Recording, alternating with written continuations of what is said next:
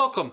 My name is Matt. This is Hidden Light, and we're done for the year. 2022 is like coming to a close, man. And I spent the year photographing mostly with this Intrepid 8x10 camera. How did it go? Well, slow, which was part of the point, I think. You know, I wanted to really slow down, really give myself the time to experience large format. I mean, I'm still kind of a machine gun spray and pray kind of guy. So in that sense, like, I shot plenty of film. Over the course of the year so far, I shot a full binder of film, and there's a couple of prints thrown in here for good measure. Several boxes worth, shall we say. Mostly orthochromatic, actually. I shot Cat Labs 80, which I love. I shot Ortho 80, which I love. And FP4 Plus for those shots when I didn't want orthochromatic shenanigans, right? When I wanted reds to show up in the picture. Why orthochromatic film? Because in my experience, it's extremely high contrast, which, since I was contact printing to 8x10 platinum, I needed punchy negatives, right? That's the whole point. It went pretty well. I mean, carrying around 35 plus pounds of kit and having to like spend half an hour loading film holders every time I go out was a thing. And honestly, it wasn't even a bad thing. It was less run and gun and more just be in the moment and dedicate a day, or at least a good, 4 to 6 hours every time I wanted to go take pictures, because it's this whole process. Because I'm not going to keep film holders loaded, so I got to load them, which means I got to come to the shop because I don't have a way to do it at home. At least not in a way that's comfortable. Like, I love the fact that we're in a lab and we have dark rooms, so I can just go in, like, set everything out on a counter like this, spread out a little bit, and load film in the dark without being confined to those terrible little bags. I enjoyed that part of the process. Shooting was fun. I learned a lot. I learned about speed, but I learned about composition and really checking the edges of the frames, which is something I've always struggled with. I, along with many photographers, have this tendency to like, okay, the focus point is in the center. And so everything is in the center, always. Every photograph is centered. And in 8x10, if you do that, and you're not like checking around the edges to see what's going on, you're gonna find something real stupid in your picture and be like, damn it, I wish I didn't have that in there. So that was good. It was fun. It was expensive. So, I mean, these cameras are like $600 new, I think. And because I ruined the shit out of this one, I can't resell it, so I'm stuck with this. This is my 8x10 now. And I'm paying, I think I was paying something like $6 to $8 a sheet for the film, depending on what I was shooting. And then 8x10 prints are not cheap to make in platinum, which is what I printed in all year. So it was expensive, but it was good. It was good for me, like, especially for the platinum printing side. For a living, I make other people's prints very large, some of the largest even. And printing these little baby ones where I could just like slam out a coat in a couple of seconds, it's dry a few minutes later, rock and roll through the print process, that was really fun for me. And it was also like a fun way for me to get to show you what the whole process is like. You know what I mean? I would recommend the Intrepid camera to most people who are interested in learning 8x10. I might not recommend the Intrepid to people who want to set up in a studio and have spent time shooting large format before.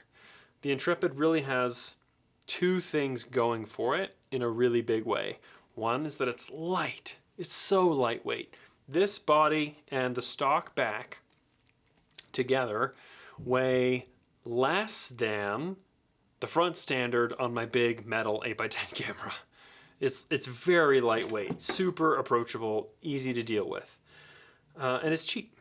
$600 is pretty good. If you're gonna buy like a new Chamonix 8x10 or Vista, or, I mean, it's easy to spend big money on 8x10 cameras. And all it is a box that lets you move some of the parts. 8x10 doesn't have to be expensive. You spend your money on your lenses, spend your money on your film. The problem I had with this camera, and the one thing that prohibits me from recommending it to most people, is this. The back on this, the way that it's designed, has robust springs, which is a good thing because it helps keep everything light tight, but it's so robust that for me to get my film holders in and out of it, I always, like almost without fail, when I was using this back, would manage to tweak the position of the camera, because that's my life, I guess. I don't know. I mean, sure, I'm not using a great tripod and whatever, but come on, like it shouldn't be this difficult.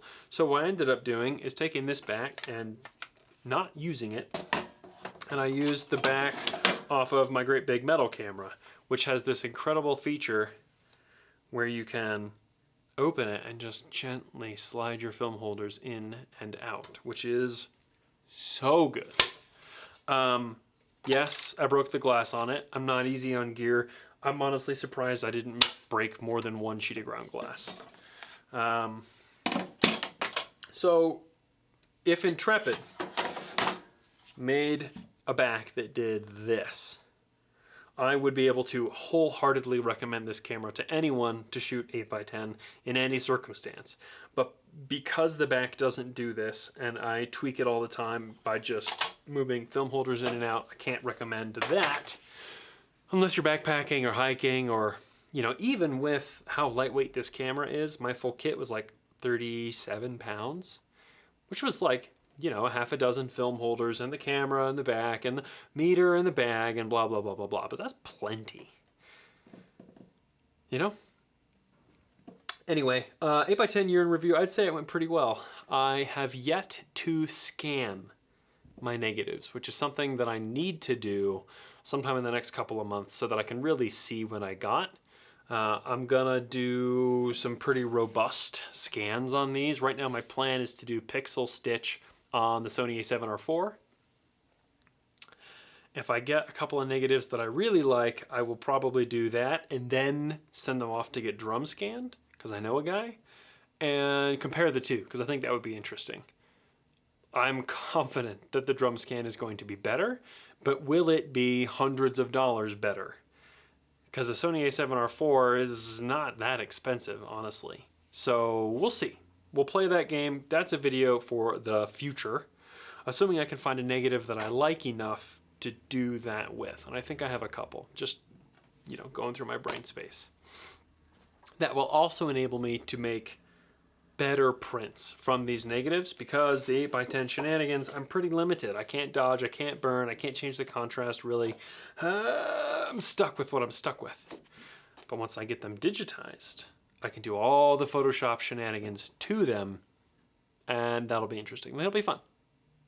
It's a project for a later date. 8x10 year in review. It was fun. I recommend shooting 8x10, especially if you have money to burn and time to kill. Like if I had picked this up during COVID, that would have been perfect. Sitting around at home all day, spending 45 minutes setting up the camera and loading the film holders and all that just to get one shot. Would have been perfect. What camera am I going to be shooting this year, you ask?